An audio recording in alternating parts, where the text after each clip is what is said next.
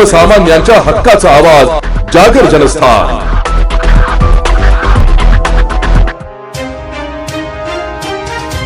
देवळा तालुक्यातील वाखारी पिंपळगाव येथे बुधवार दिनांक 22 जुलै रोजी सायंकाळी एका विवाहित महिलेने आपल्या 2 लहान मुलींसह विहिरीत उडी घेऊन आत्महत्या केल्याची हृदयद्रावक घटना घडली आहे। या घटनेमुळे वाखारीसह संपूर्ण तालुक्यात हळहळ व्यक्त होत आहे।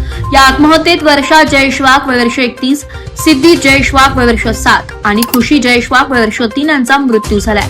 घटनेची माहिती मिळताच परिसरातील नागरिकांनी घटनास्थळी धाव घेतली आहे। विहीर खोल असून त्यात मोठ्या प्रमाणात पाणी असल्याने मृतदेह बाहेर काढण्यासाठी मालेगाव येथून बचाव पथकाला पाचारण करण्यात आलं।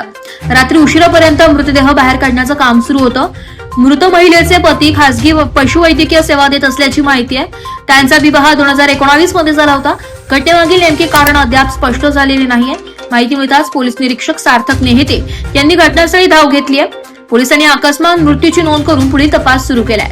त्यांच्या मार्गदर्शनाखाली या प्रकरणाचा तपास सुरू असून या दुर्दैवी घटनेमुळे संपूर्ण परिसरात शोककळा पसरली आहे। जागर जनस्थानसाठी संदीप नवसे, नाशिक।